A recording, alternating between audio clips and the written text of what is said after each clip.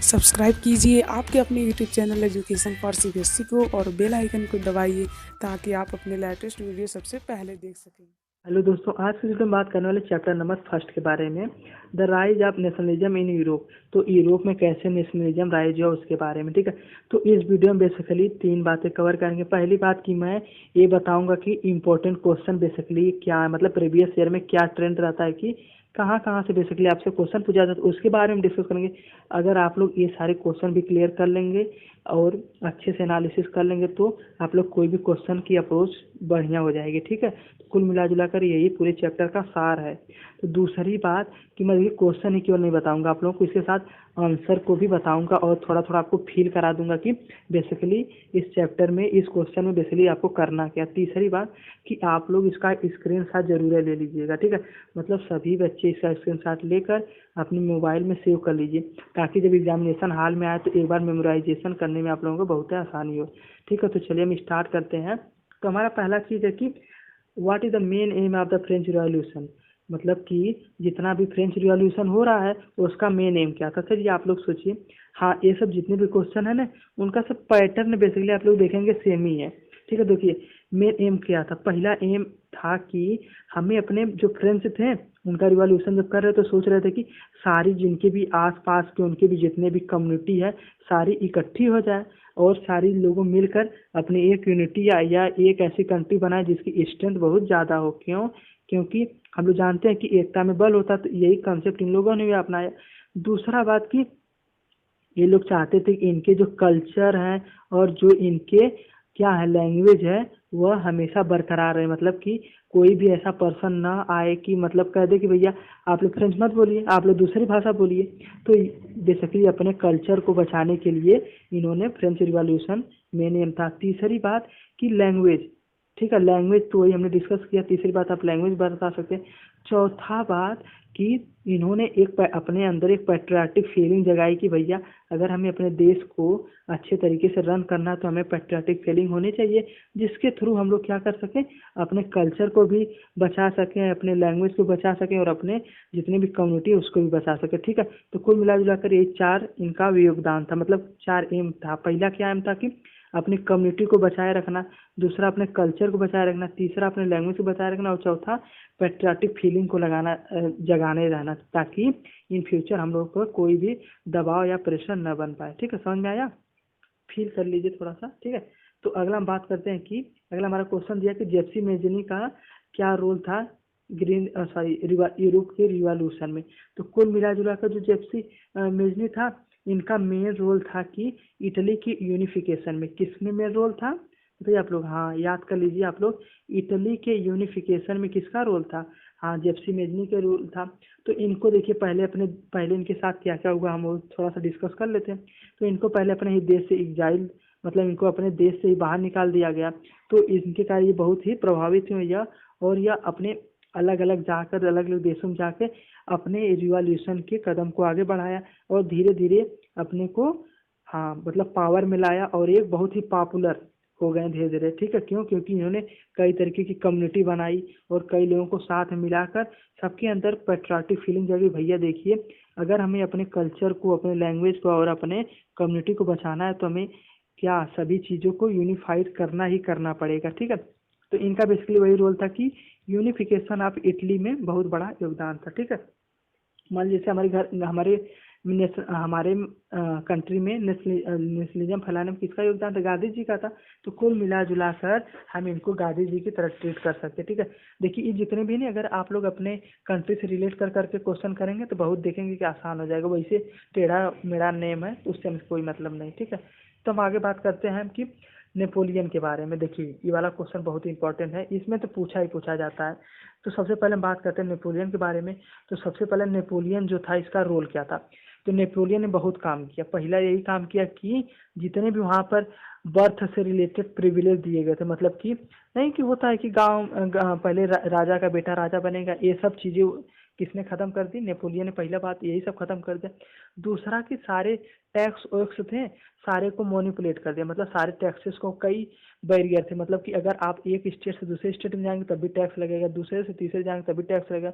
तो इसने सारे टैक्सों को भी ख़त्म कर दिया, बर्थ प्रिविलेज को ख़त्म ही किया, टैक्स भी ख़त्म किया। तीसरा बात की सारी चीज़ों को रिफॉर्म किया, मतलब कि नहीं एडमिनिस्ट्रेटिव मतलब जितने भी डिपार्टमेंट थे उसको भी इन्होंने बहुत अच्छे तरीके से मैनेजमेंट कर दिया। और चौथा बात की इसने ट्रांसपोर्टेशन सिस्टम को भी बहुत ज़्यादा क्या किया, हाँ बहुत ज़्यादा विकसित किया। ठीक है, तो कुल मिला जुलाकर यही इनका रोल था। और नेपोलियन कोड ऑफ कंडक्ट किया है, बेसिकली यही है कि मतलब बर्थ जितने हैं उसको ख़त्म कर दिया और टैक्सेस को भी धीरे धीरे ख़त्म कर दिया और एक आध केवल टैक्स रखा। ठीक है, और तीसरा बात की डिपार्टमेंट जो एडमिनिस्ट्रेटिव बॉडीज़ थी उसको भी इसने बहुत अच्छी तरीके से मैनेजमेंट किया। और चौथी बात कि इसने देखा जितने भी तरीके तरीके के मतलब सभी पर्सन हैं कि नहीं इधर जा रहे हैं उधर व्यापार करने में परेशानी हो रही, तो इसने ट्रांसपोर्टेशन सिस्टम को बहुत बढ़िया कर दिया। तो कुल मिला जुलाकर यही नेपोलियन का योगदान था। ठीक है, समझ में आया आप लोगों को? फील आ रहा है कि नहीं? हाँ, फील लेते रहिए और अच्छे से करिएगा। ठीक है, ध्यान से सुनिए, सभी समझ में आएगा। ठीक है, तो हम लोग बात करते हैं कि हमारा जो फ्रेंच रिवॉल्यूशन हुआ था, हमारा नहीं मतलब उन लोगों का फ्रेंच रिवॉल्यूशन हुआ तो उसका क्या इफेक्ट पड़ा यूरोप पर। देखिए, पहला कि जितना फ्रेंच रिवॉल्यूशन हुआ तो सभी जितने उसके आसपास की कंट्री थी सभी में अंदर में ये जाके भैया देखिए, अगर हमें अपने कल्चर को, हमें अपने लैंग्वेज को और हमें अपने क्या, हाँ अपने नेशनल को अगर बचाना है, नेशन को बचाना है, तो हमें भी उसको यूनाइट करना पड़ेगा और सभी तरीके की रिवॉल्यूशन करेंगे जिसके थ्रू हम लोग अपने कम्युनिटी को भी बचा पाएँ। ठीक है, और दूसरा बात क्या प्रभाव पड़ा कि इन्हीं का देखी देखा सभी के अंदर पेट्रियाटिक फीलिंग जाग गई कि उन्होंने भैया अपना नेशनल फ्लैग लॉन्च कर दिया और अपने कुछ ऐसे सिंबल किए जिससे कारण उनकी जो कम्युनिटी थी अपने आसपास मतलब एक दूसरे से मिल जाए। और तीसरा बात इन्होंने ये भी देखा कि भैया इससे फायदा भी हो रहा है कि हम मजबूत भी हो जा रहे हैं, यानी सभी पर्सन एक दूसरे में यूनाइट भी होते जा रहे हैं। ठीक है, तो कुल मिला जुलाकर क्या तीन प्रभाव पड़ा। पहला कि सभी लोग अपने कल्चर, अपने लैंग्वेज, अपने पेट्रियाटिक फीलिंग को समझ गए और अपने कम्युनिटी को स्ट्रेंथ करने की कोशिश में लग गए कुल मिला जुलाकर। और दूसरा बात क्या हुआ, हाँ उन्होंने भी अपनी नेशनल असेंबली लॉन्च की और अपना नेशनल फ्लैग लॉन्च किया, जैसे इंडिया में नहीं लॉन्च हुआ था। क्यों लॉन्च हुआ? इसी लॉन्च हुआ ताकि वो लोग भी अपने देश को समझ सके कुल मिला जुलाकर। ठीक है, और लास्ट बात हमारा क्या था कि बेसिकली हाँ पेट्रियाटिक फीलिंग को जनरेट करना, और ये भी इन्होंने अपनी कम्युनिटी को स्पेशल स्टेटस देने के लिए भी इनका फायदा हुआ। और यूनाइट तो हो ही गए, यूनाइट हो गए तो इनको में जान आ गया, मतलब कोई दूसरा इन पर रूल भी नहीं कर पाएगा। तो कुल मिला जुलाकर यही इसका इम्पैक्ट था। समझ में आया? हाँ, तो चलिए हम बात करते हैं कि हमारा जो फिफ्थ क्वेश्चन इसमें बताना है कि economic hardship faced by Europe in 1830, मतलब कि देखिए हार्डशिप मतलब कि मतलब खराब टाइम, जैसे नहीं सबको कहता है कि भैया आपको बहुत खराब समय चल रहा है, तो वही एक यूरोप की 1830 में कंडीशन क्या थी उसके बारे में डिस्कस करते हैं। तो 1830 में जो यूरोप की कंडीशन बहुत खराब होने लगी, देखिए इसके कई रीजन थे। पहला यही रीजन था कि देखिए सभी लोग कंट्री आपस में यूनिफिकेशन करने के लिए चक्कर में क्या कर रहे थे कि अपने आसपास हड़पने लगी। ठीक है, कि भैया इसको मिला लो, इसको मिला लो, इसको मिला लो। तो कुल मिला जुलाकर यहाँ पर डिप्रेशन होने लगा। डिप्रेशन मतलब कि देखिए एक दूसरे को कब्जा कर रहे हैं, तो क्या होगा, वहाँ की कम्युनिटी परेशान होगी कि नहीं? बिल्कुल परेशान होगी।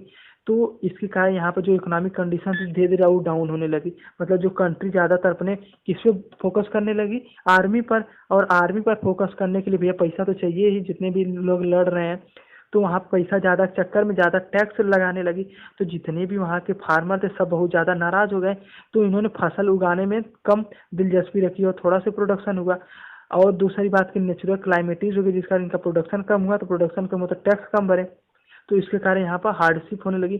तो कहा जाता है कि जैसे मतलब किसी को अगर एक पैकेट ब्रेड जानते हैं मतलब 10 रुपये का ब्रेड आता है ना, तो उस समय एक पैकेट ब्रेड खरीदने के लिए 10 झोला पैसा लगता था। समझे इतना कितनी कंडीशन खराब हो गई। तो कुल मिला जुलाकर यही यूरोप ने यही फेस किया। पहला बात कि भैया इसका यहाँ पर जितने भी फार्मर थे सबको इतना ज़्यादा टैक्स लगा दिया कि सारे प्रोडक्शन ही पूरा लो हो गया, ठप हो गया। दूसरी बात कि इंडस्ट्री मिलाने के चक्कर में सारी इंडस्ट्री डेवलपमेंट कम हुआ, तो सारा चीज़ पे उनका इकोनॉमिक कंडीशन ही लुल हो गई। तो तीसरा बात कि देखिए हमने क्या किया जिसको बताइए आप लोग। हाँ बहुत सही, कि जितने भी फार्मर थे सब सोचते थे भैया इतना टैक्स हम कहाँ भरे, उससे बढ़िया हम आर्मी में ज्वाइन करने लगे, तो यहाँ से एग्रीकल्चर वाला समाप्त हो गया। कुल मिला जुलाकर यही इकोनॉमिक हार्डशिप फेस हुई। ठीक है, और हम लास्ट बात करते हैं कि ये जो लास्ट वाला क्वेश्चन है इसके थ्रू हम लोग कई क्वेश्चन बना सकते हैं, जैसे कि describe the unification of Germany. ठीक है, उसी प्रकार describe the unification of Italy, उसी प्रकार describe the unification of Britain. तो चलिए हम वन बाय वन करते हैं। देखिए पहला बात है जर्मनी के बारे में। तो हम जब जर्मनी के बारे में डिस्कस करते हैं तो इसमें बेसिकली ऑटो वान बिस्मार्क का बहुत बड़ा रोल था। ठीक है, किसका रोल था जर्मनी में बताइए आप लोग? ऑटो वान बिस्मार्क का। तो इसने क्या किया, ये जो ऑटोमान बिस्मार्क था तो बेसिकली पर्सिया का किंग था, इसने ही ज़्यादातर यूनिफिकेशन किया। यूनिफिकेशन मतलब बेसिकली यहाँ पर कब्जाना ही है, मतलब जो पर्सिया था अपने आसपास के जितने भी कंट्री थे जो जो इसको कब्जे में आते सबको कब्जा लिया। तो यूनिफिकेशन मतलब ये नहीं है कि बस सबको मिला रहा है, जो सहमत से मिले भैया उसको भी मिला लिया, जो सहमत से नहीं मिले उसको भी मिला लिया। तो कुल मिला जुला कर ये जर्मनी का जो यूनिफिकेशन हुआ उसमें ऑटोमान बिस्मार्क जो पर्सिया का किंग था इसने ही बहुत ज़्यादा मेहनत करके और बहुत ज़्यादा स्ट्रगल करके यानी इधर उधर करके बेसिकली मार झगड़ा करके सारे जर्मनी को यूनाइट किया और एक बहुत ही सुपीरियर कंट्री बना दिया। ठीक है, और दूसरा हम जब बात करते हैं इटली के बारे में, तो इटली के बारे में बताइए। मैंने अभी स्टार्टिंग बताया था इटली का यूनिफिकेशन कौन किया था, बहुत सही, जिप्सी मेजनी।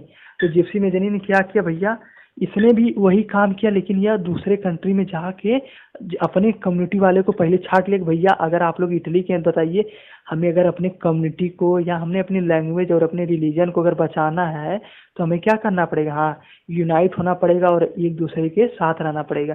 इसने किया जिप्सी मेजनी में। लेकिन हमारा ब्रिटेन था बेसिकली, ब्रिटेन में कोई बड़ा उभर कर नहीं आया कि यहाँ पे भैया यूनिफिकेशन। ब्रिटेन वैसे कई साल इसको लग गए यूनिफिकेशन करने पर, उसी लेकिन सबसे पहले यूनिफिकेशन इसी का हुआ। इसी वजह से ब्रिटेन ने सभी इधर उधर घूमने लगा, घूमने के चक्कर में कभी इंडिया को कॉलोनाइज कर लिया, कभी अफ्रीका में जाके बसने लगा। तो कुल मिला जुला कर हमने देख लिया तीनों का यूनिफिकेशन देख लिया। समझ में आया कि नहीं आप लोगों को? तो आशा करता हूँ आप लोगों ने इसका स्क्रीनशॉट भी ले लिया होगा और आप लोगों को समझ में आएगा। जिन बच्चों को समझ में आएगा कम से कम चैनल सब्सक्राइब कर लीजिए और मैंने सारे चैप्टर की वीडियो डाल दी, उसे भी जाके देखिए और उसका भी आप लोग आनंद लीजिए। आज के लिए धन्यवाद। ठीक है।